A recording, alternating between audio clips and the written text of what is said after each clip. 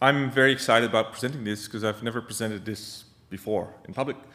So the data have been in existence for quite a while, but I'm just stoked about presenting this work.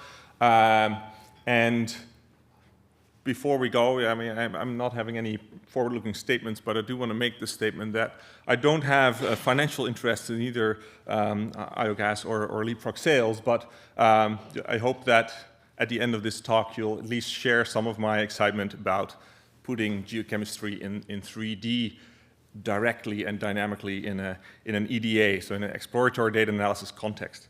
And I'm happy that several presenters before me already pointed out how that works in different contexts.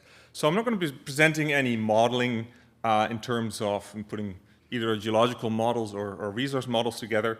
I'm just really showing you some examples, some high-level flavors of what you can do when you have a lot of good data and agile dynamic software. So just for context, here we are, Brucejack. Most of you must be familiar with this project. If not, definitely read up on it. They managed to go from discovery to production in less than 7 years, so that's one feat. It also helps that it's a very, very high grade, relatively small but very high grade deposit, relatively near infrastructure. So we're in the Golden Triangle in northwest BC, close to the Alaska Panhandle. So Brucejack is about 60 kilometers north of Stewart. And you can see here the mill building, and it's just off, while you can see the entrance just to go underground. And I've been lucky enough to go there a couple times and see what it looks like. So that's where we are.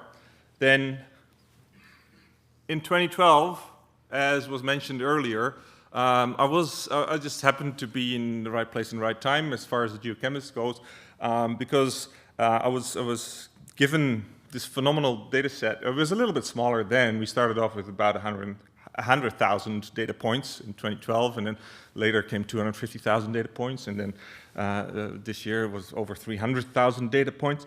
And then what do you do with that? Well, at the same time that this is IO Global. IO Global was just taken over by Reflex, and I was a consultant with IO Global before, and remained on with that. So what happened at the same time is that Rob actually came into our office and said, well, let me give you a quick demo on what Leapfrog is and does, and how it talks to IOGAS now with this new live link. So that was really exciting because I got a 45-minute demo, and I could just take it with this giant data set that I just inherited and play with it in IOGAS and Leapfrog. So that live link, it's not just a viewer, it's not just to put your results into 3D, because that used to be possible, but it used to be really cumbersome.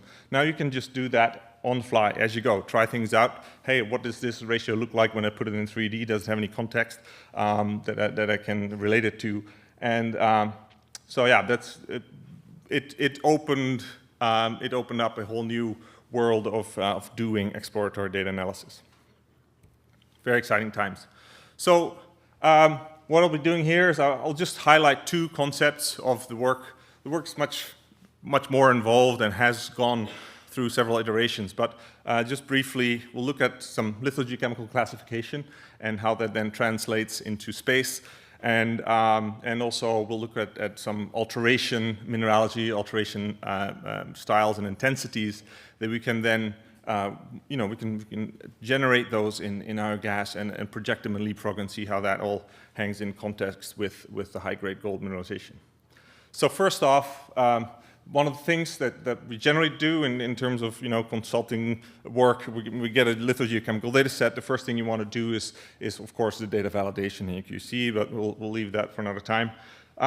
We do some exploratory data analysis, and we look for clusters, and we look for clusters in various geochemical plots. And here's just a quick example of using titanium and phosphorus. So one of the most common plots is the Hellberg plot using titanium and zirconium. Unfortunately for this data set, the zirconium numbers were not of the sort to actually be able to do that. But if you look at this plot, you can already pick out clusters and trends and outliers right away. So this is shaded by data density, and you can quickly get an idea of the different clusters you might want to pull out and see how they compare in 3D and to one another. So the other thing you want to do then is to compare those clusters to the log lithology. Now I have to give, cut them some slack on their side, because they went in 2 years from 100,000 to 250,000 points, and points meaning 1.5 meter sample intervals. So their logging, there was just no way that they could reconcile former silver standard logging with their new logging codes, and to keep up with, with the evolution of the project. The project expanded so much faster that, okay, well, you see some trends, and they do hold up a little bit with those clusters, but there's also lots of spread of each of these simplified lithologies. So we do some work on these clusters, and we say, okay, well, let's generate a classification plot based on this, and see where that plots in space. Just based on the clusters, we cut them up and see how that goes. So this is not, it's not that simple in real life. There's several iterations of multivariate analysis and sequential classification to actually get to the final, domains. But when you take the concept of pulling these clusters out and then plotting them in space. Now, of course, we're also really lucky with very dense drilling. But you can just from these several domains here, we've got 22 different rock types identified, and based on mostly immobile data, but also looking at calcium, magnesium, and pulling out the carbonates first, and then et cetera, et cetera. So in brown are the sedimentary conglomerate units that are sort of forming the base for the host rock here. Then there's some strongly silicified unit in the mustard color, and then we go through a sequence of volcanic clastics that are then topped with latite flows. So we're in a mostly volcanic package with sediments at the base. And you can already see from this, well, here's the main thrust running through as modeled, and you can just pick out some trends in the lithology as that in red just indicated a growth fault known as locally as domain 20. And you see that normal offset, and you can also see how the various sedimentary or volcano sedimentary packages have been deposited in that. So right away, even we haven't done any modeling yet. We're just looking at lithogeochemical classification in Leapfrog in 3D space. So that's very exciting. So of course, this is early days. I'm just messing around with the program. We haven't done any proper modeling. Then we noticed that there's a couple of trends that sort of extend outside of the bulk of the data, and they look very typical in data space, but they also look very typical in 3D space. And you can see that there's these subvertical tabular bodies. So I suggested to the client that perhaps this is perhaps these are dikes. And at the time in 2012, it was like, well, we actually hadn't noticed any dikes, but let's look at some core photo. And they pulled out the core photo, and sure enough, there's like not very wide, but meter scale dikes running all the way through. And when you plot those in space, so here's the Valley of the Kings. That's the main body that's being mined right now. And then the west zone is another earlier discovered zone that's also high grade, but a little bit deeper, higher silver grades than gold. But what you can see is that these dikes line up, mainly here east-west in the Valley of the Kings, holding up with, if you know Joanne Nelson's work and her emphasis on the actual east-west trending fabrics that really help you get some mineralization going in that part of the world. But you also see this Brucejack fault, and the Brucejack fault has been reactivated several times, and it's filled with this tertiary dike. So this dike is much younger, the red one, than the other ones are.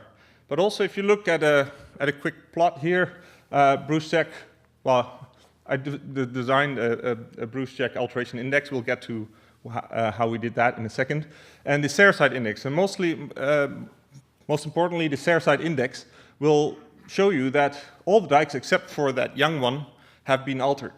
So what we know is that the alteration process, the QSP alteration that extends throughout the area, has affected those east-west dikes. And you can also see the offset of the dikes along the fault there. So it helps you put things in structural context, as well as acknowledging that the alteration processes were still active after the dikes emplacement. So then in a bit more detail, this is a few years later, everything was modeled in Leapfrog, and you can see that, yes, indeed, those geochemical points that we pulled out line up very well with the modeled dikes. That little sliver of the pink one hadn't been modeled just yet, but you can see the strike slip offset along the Brucejack fault. That is all post-dike and post-mineral. So, jumping from that lithogeochemical classification to the next chapter, cutting all kinds of corners, we'll look at alteration and how the geochemical data can actually help you define not only the type of alteration, but also the intensity. So as I mentioned before, the whole area, though, I mean, pretty much the entire golden triangle has been affected by QSP, or quartz sericite pyrite alteration. And you can use Sericite index, which is defined here as potassium over potassium and sodium. And you can see if that brings you any closer to your deposit. And in this case, well, yeah, there's some outline. We see that there is a sort of a halo of this material around our deposits, but it's not a great spatial indicator of where things plot. So just looking at sericitization only as a geochemical concept doesn't quite get us there. And you see here in the probability plot that most of the rocks, more than half the rocks, are over 90% sericitized. So then we did some Pearce element ratio analysis, which sounds much more complex than it really is. We look at the ratio of potassium and sodium over aluminum, and both those parameters, so potassium and sodium and aluminum are both ratio to titanium. Titanium being considered a conserved element. So we assume that during alteration processes, the titanium did not move in or out of the rocks. So we assume that the protoliths would have titanium, sort of a constant titanium content. And then we can ratio our alteration elements to that, and then compare them to see, what's really been the process of mass transfer. So what you can see here is that if you look at the fresh alkali feldspars, they would all plot at a line with a slope of 1. Almost none of the data do. So that means that, indeed, the whole area has been affected by sericitization. So everything plots around that muscovite or sericite compositional line. Well, that's fine, but what you can also see is that there's a subtle difference. There's a subtle difference about what's above the line, or at that muscovite sericite composition, and the materials that have lost a little bit more of the alkali elements. And when you look at that and you actually model that into a ratio, that we now, just because it's not a canned ratio, we call it the Brucejack AI for the client, they like that. But the point is that it's something that we empirically derive from the actual data, and we can show here that that is kind of significant, because it bullseyes both the West Zone and the Valley of the Kings mineralizations. So this is not to say that this is going to work on all your projects. This is to say that, just do this work, and you can illuminate your own work, your own data that way, and it can help you to not only identify what style of mineralization is going on, or alteration is going on, but also the actual intensity, how much of it's been altered. So then when we look at a slice, a long section here, we see that both those systems are indeed cooked up in the right places. And even at the Valley of the Kings, we see that there's actually an extension, sort of an intensification down and east, and that, that would then lead us to think, okay, well, maybe there's a heat source, or, if we're thinking in terms of epithermal gold deposits, and perhaps that's where, the mother porphyry lives or something like that. This is all speculation, of course, but the idea is that you can see that right away from your data, and you can see, follow up on that and use that for an exploration purpose. So the next thing you can do is you can just say, okay, well, I've got all the elements, and I've got my alteration ratios. Now I want to see where, perhaps mineralogy is important. Let's look where pyrite plots. So you can just calculate modal pyrite content. So that's estimated from iron and sulfur, and then corrected for barite if there's any. And you can see, that holds up where the greatest density of drilling is. I haven't compared it directly yet to the gold grades, but I will in a minute. And yeah, it looks kind of interesting. It is sort of focused around the same area. Now let's make a quick plot in iogas to see if that actually holds up. And you see, well, there's just looking at how sericitization is the dominant thing that happens. When you look at the ratio there, the Brucejack alteration index would plot around 2/3. That would be your sericite. So yes, all the high gold is associated with sericite, but not all the sericite is associated with high gold. So it's not a direct measure of where to drill. But then when you look at pyrite and gold, you see that there's sort of two fuzzy trends. They're not very clear. There's some gold in pyrite, but it doesn't really get above 1 or 2 grams. And then there's this sort of free gold that is trending in its own direction. You don't have to shoot me about these correlations not being true, because I'm not going to use them. I'm just pointing out that there are different trends in data space, and if we were to work only in this space, if we were to work only in multivariate data space and not putting it in a 3D context, we would disregard this. We would just say, no, that's not significant, out with that. But if you actually put it in 3D space, what you see here, of course, the data density, sort of the drilling density is sort of focused on the high-grade area. So here in yellow is all the intercepts of gold at greater than 5 grams. And I've made pyrite grade shells, so this was my first, make some grade shells in Leapfrog, greater than 12%. So that is just an arbitrary value, but it's just to sort of show you what's happening in space. And this is plan view, but look what happens when you look at it in cross-section. This pyrite, even though it barely has a correlation with gold, it's absolutely spatially related to the mineralization. So if we didn't have the agility to put this from data space into 3D space right away, we wouldn't be able to see that. We would have to ask some modeler, can you please model my pyrite estimate, even though it holds no relation really with the gold? Well, actually, perhaps it does. So this then leads me to speculate a little further, and I apologize to Warwick Board, who's not in the room anyway. But if I take it a little far, but perhaps we're looking at a process here.